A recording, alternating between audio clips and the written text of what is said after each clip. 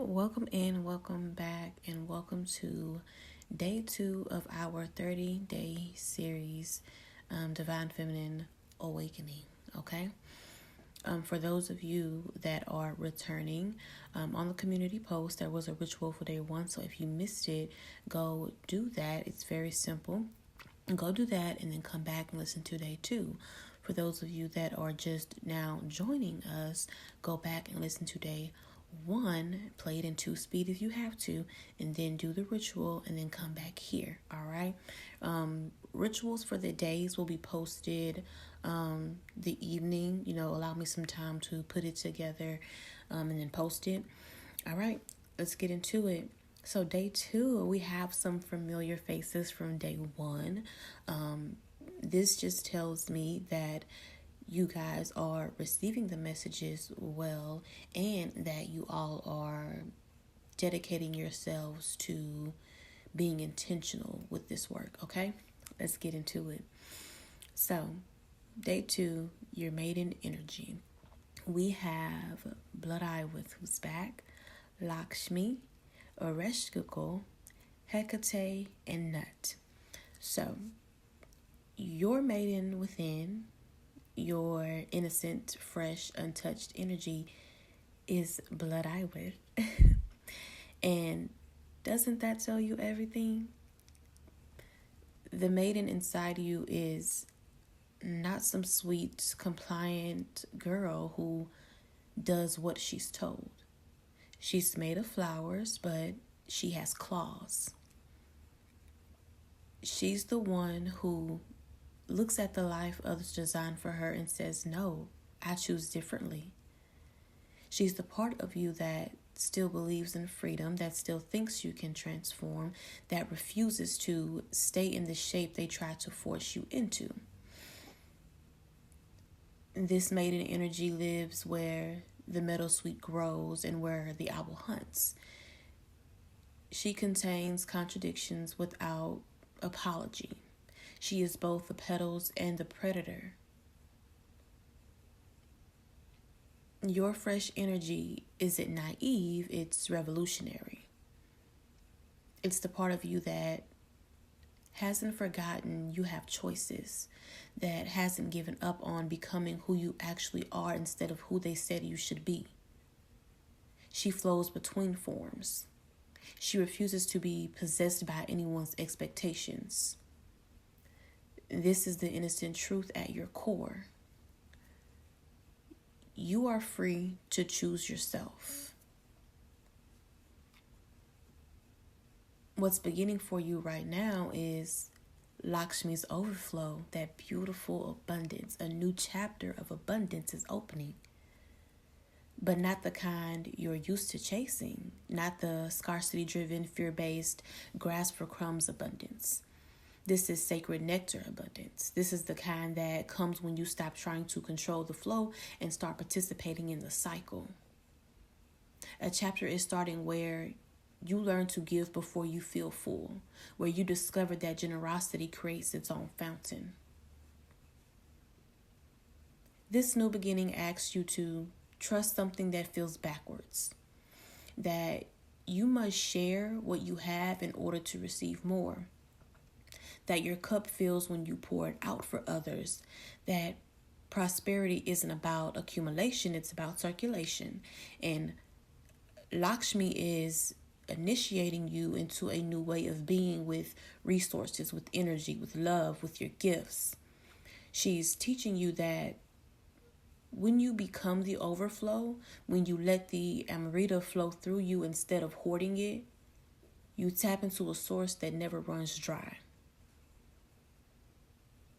This chapter is about becoming someone who lives in blessing instead of someone who begs for scraps. And the maiden's gift, the blessing she brings you, comes from the most unexpected place. Oreshkukul, queen of the underworld. Your innocence, your fresh start, your new beginning. It is blessed by the dark mother who rules over death and grief. And this is the radical truth most people don't want to hear. You cannot have a real beginning without an ending. You cannot birth something new without letting something die. You cannot step into your maiden freshness without first descending into your losses. Ereshkigal's gift is permission to grieve what needs to be grieved. Permission to sit with what's dead inside and instead of pretending it's still alive. Permission to honor your losses as sacred teachers instead of shameful failures. She's given you the wisdom that comes from the 7 gates, the clarity that comes from being stripped down to nothing, the power that comes from standing naked in your truth. This is the Maiden's gift. You get to start fresh because you've been to the underworld. That's day 1. You get to be innocent again because you've already died and come back. Your new beginning is blessed by everything you survived. But here's the challenge, your maiden's fear. Hecate waits at the crossroads.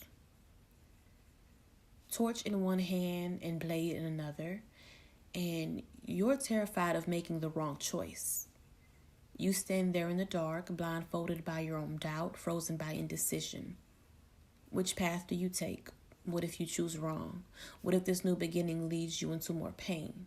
What if your freedom costs you everything? What if abundance means you'll lose that little safety you have? Those may be questions you have, questions you're asking yourself, questions you're wanting the answers to. And Hecate sees you standing there, paralyzed at the turning point, thinking endlessly instead of moving, creating stasis from fear. She knows you've been crying out for guidance across time and space, reaching for her torches, hungry for someone to tell you which way to go.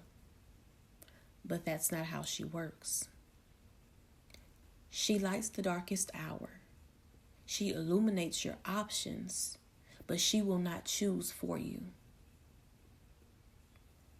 The fear of newness lives in the crossroads moment. It lives in the space where you have to decide without knowing how it will turn out. Your challenge is to make the life-changing decision, even when you can't see the whole path, to trust your inner guidance when everything feels uncertain, to open the gates with her sacred keys even though you don't know what's behind them, to let her sweep away the obstacles from your heart and mind without knowing what will rush to fill that space. The maiden within you wants to begin, but Hecate demands you choose it. She demands you stop waiting for permission and light your own way forward. And here's the maiden's wisdom, the message that changes everything. Nut. The vast sky mother speaks. She is the infinite, eternal cosmos arching over all of creation. She gave birth to the stars, the moon, the sun. She is east, west, north, south, above, below, within. She is everywhere at once. She swallows the sun each sunset and births it new each morning. Her fecundity is boundless. Her youth is eternal, even though she is the first form, the mother of all. She's telling you, stop making your life so small. Stop letting your human mind eat you alive with its bitter, tiny knives of everyday worry. Stop thinking this shared existence is a shard of existence and is all there is. You are stardust and bone, a living fragment of the infinite universe. You exist in this moment like no other moment before it, joined to everything, a flowing river of life moving in and out of the cosmos itself. Nut is reminding you that you are part of something so vast you cannot comprehend it. The mystery of existence knows no limits. You are held by a mother whose youth is measured in aeons, whose body is the very sky that covers you at night.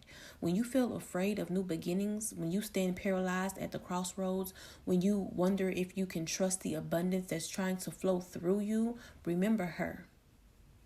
Feel the cool of the sycamore trees under the stars. Be taken into the wonder of the galaxy. Let magnificence replace your petty concerns. Your maiden energy is asking you to see the pattern in the chaos, to separate and harmonize the forces that create conflict in your life, to dance between order and disorder with grace, to reach out with your whole being and embrace the fullness of this lifetime. Not just the safe parts, not just the comfortable parts, but all of it. You are above, below, and within. You contain vastness. Your new beginning isn't small, it's cosmic.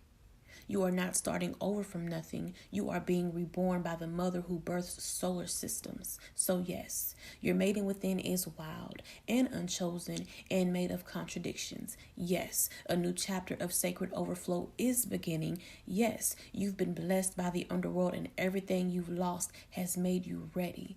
Yes, you're afraid at the crossroads and don't know which way to turn. But the wisdom, the message that matters, you are held by infinite internal love.